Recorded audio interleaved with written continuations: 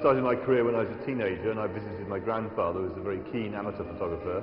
So by about the age of 13 or 14, I decided I should be a photographer. And this is way back in 1965, 1966, so it's a long, long time ago.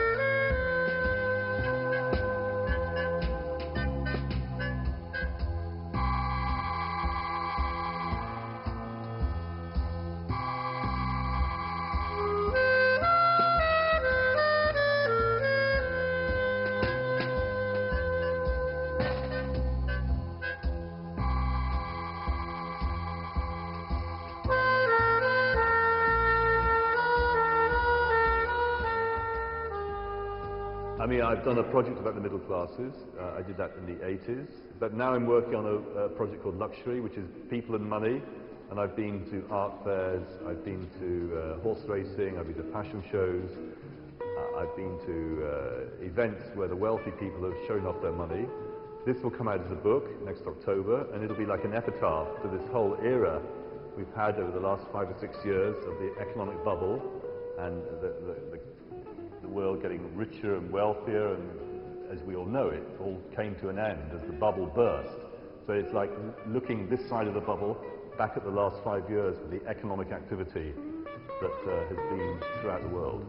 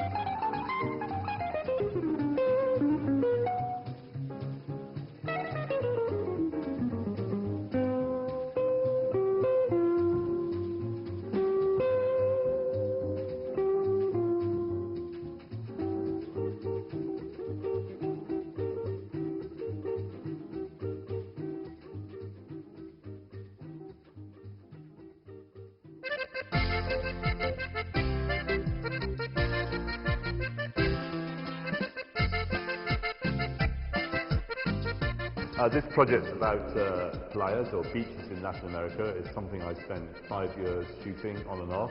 I would come to different countries. I went to Chile, Argentina, Uruguay, Mexico. I went to these main territories. I would go to the most popular beach.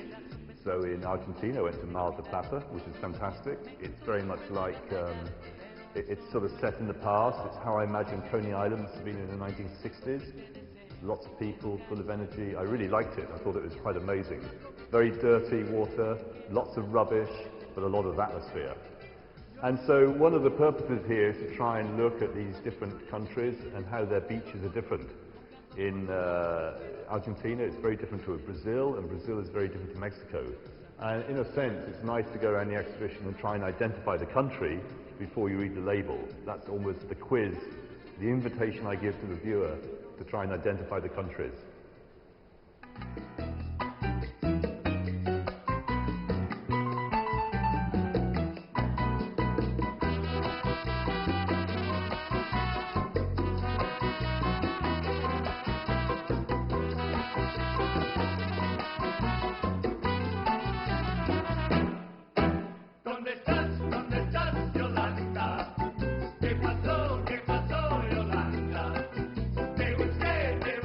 Yolanda?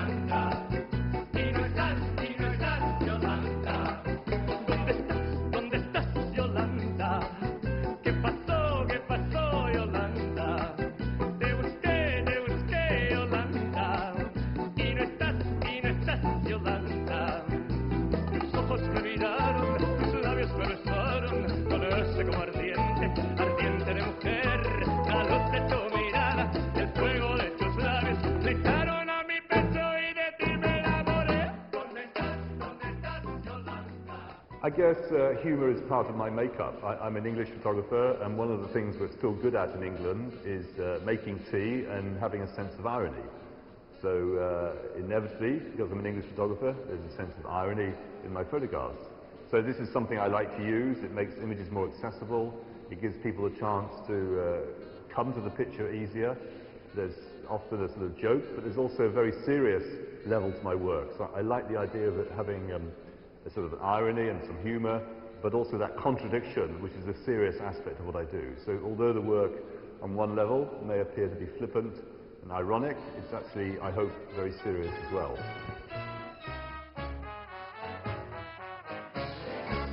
The samovar is full of tea. You stare unblinkingly at me while your car waits in the freezing rain.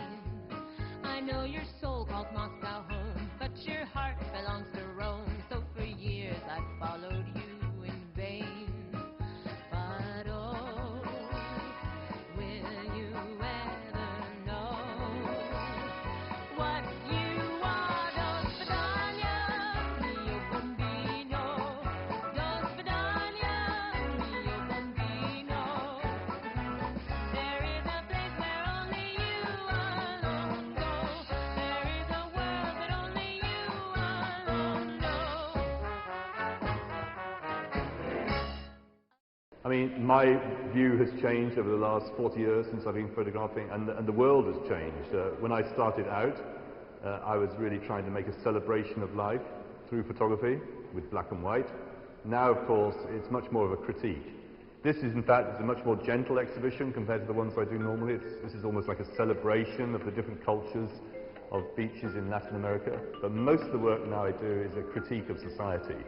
I think because of what's happening in the world, it's getting bigger, more homogenized, more globalized, more consumer, wealthier. There are lots of problems and issues associated with this, and I think photographers have a responsibility to try and deal with contemporary issues, contemporary ideas, so that's inevitably why I bring these things to my work.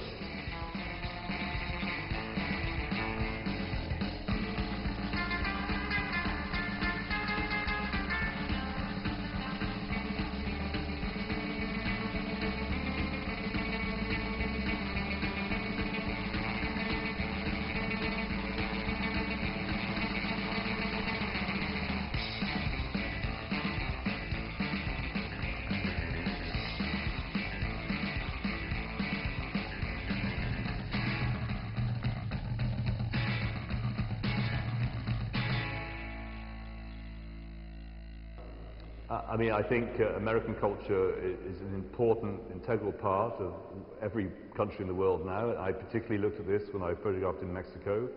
Mexico, as you know, is the neighbor of America, and although Mexico still is very Mexican, it's also hugely Americanized. So this contradiction of these two cultures working together is something I explored in my book about Mexico. So, in a sense, although that book was about Mexico, it's very much also dealing with the idea of America's relationship with the rest of the world and its neighbors and its friends and allies and enemies.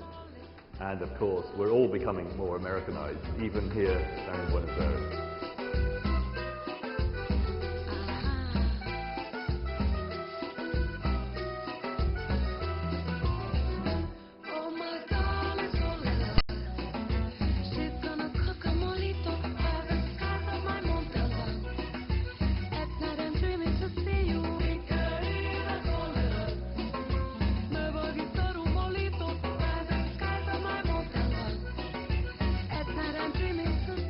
I think boredom is a very interesting idea. It's very much a contemporary notion because our expectations are so high, our concentration levels are very low, so we want to have continual entertainment thrown at us, so therefore people get very bored easier. I think people weren't so bored with themselves 50 years ago when they had lust.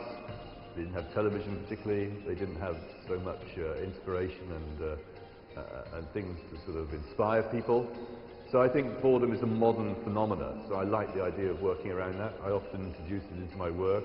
I've done books like Boring Postcards, Bored Couples, so it's a theme I have explored. 1, 2, 3, 4.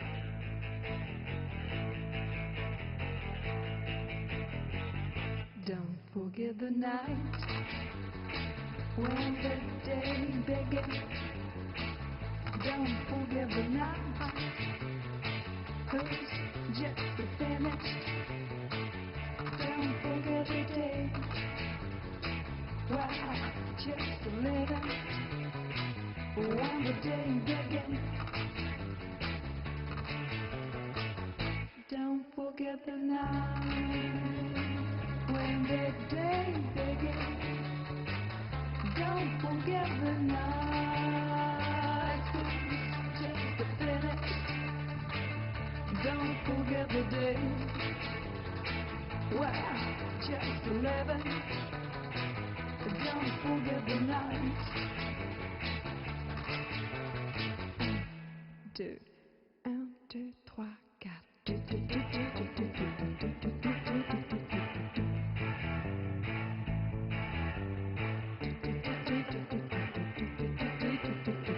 I mean, I do photography to try and express who I am and my relationship to the world. So I successfully can do that. I do many, many projects. I've done over 50 books, so each time I do a new book, it's like a different contribution to this big jigsaw. So slowly but surely, you're thinking in terms of producing a career of photography over a period of over 50 years, and you have to have little different components. The picture changes slightly as the world changes. So, you know, you put all these things slowly together and try and make sense of it all. That's really, if you like, why photography is so good for me, because you can try and order your opinion, your feelings about the world and express it through the image.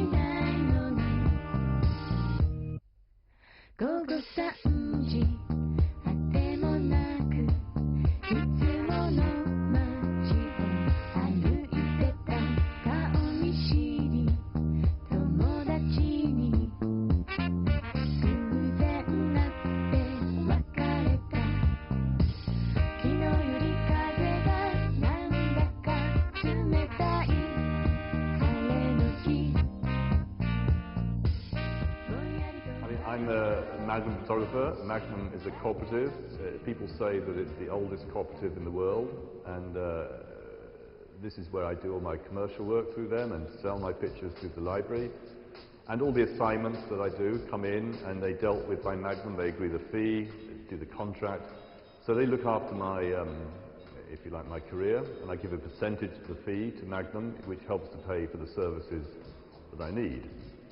And of course you have the bonus of being part of a very interesting group of photographers, and you know them all. We meet together once a year to decide our business, our photographers we're going to accept within the organisation, how people are promoted within the organisation. It takes over 6 years to become a full member of Magnum.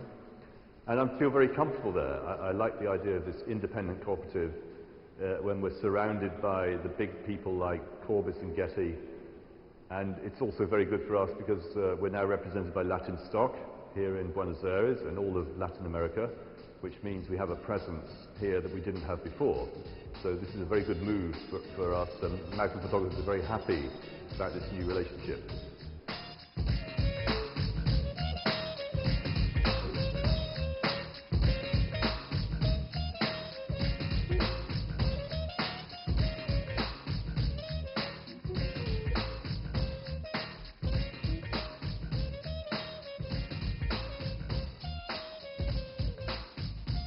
I did a project in the about 8 years ago, called The Phone Book, which is where I looked at different territories and photographed people on mobile phones throughout the world. It's one of my projects about globalization, and I did it in Europe, in America, in Asia, and that's what it is. I made it like a phone book.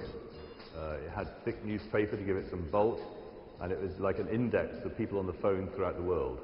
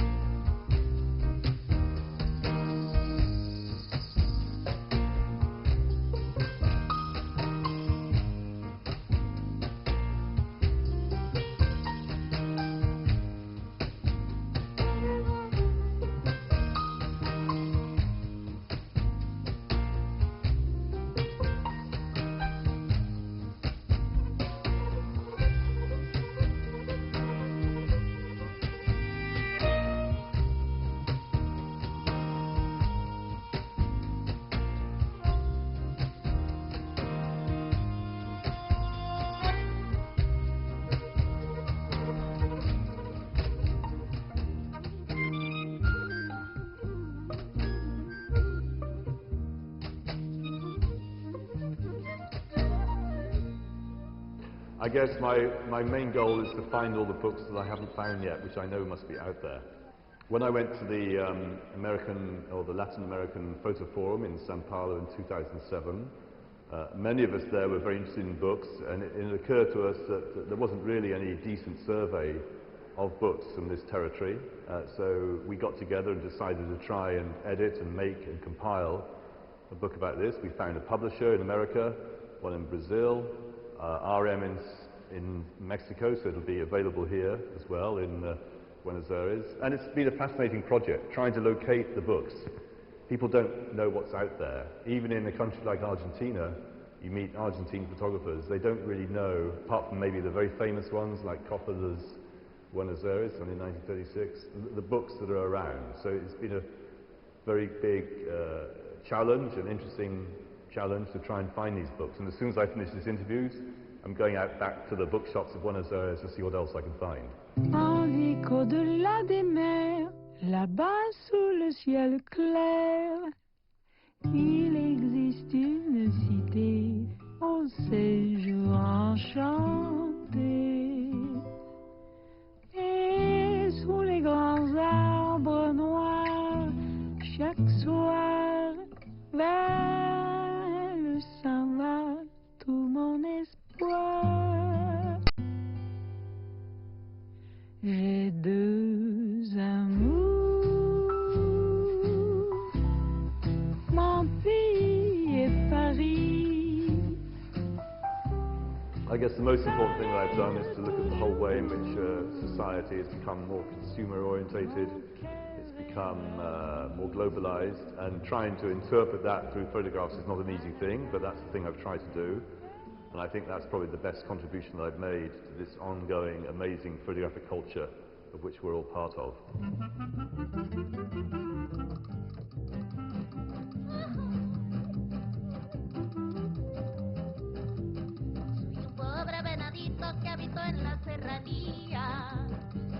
Soy un pobre venadito que habito en la serranía.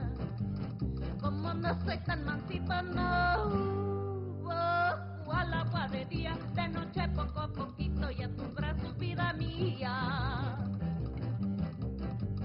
Ya tengo listo el nopal donde descortar la tuna.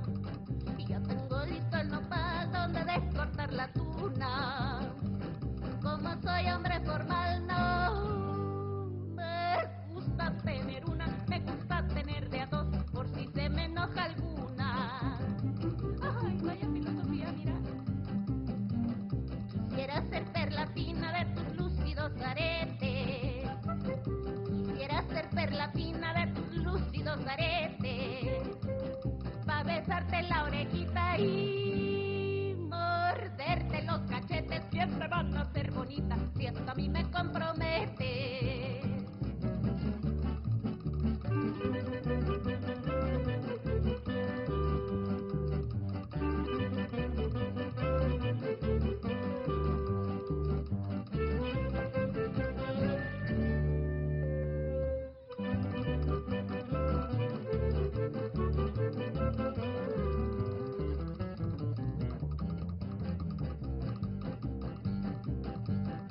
Quisiera ser perla fina de tus lúcidos aretes.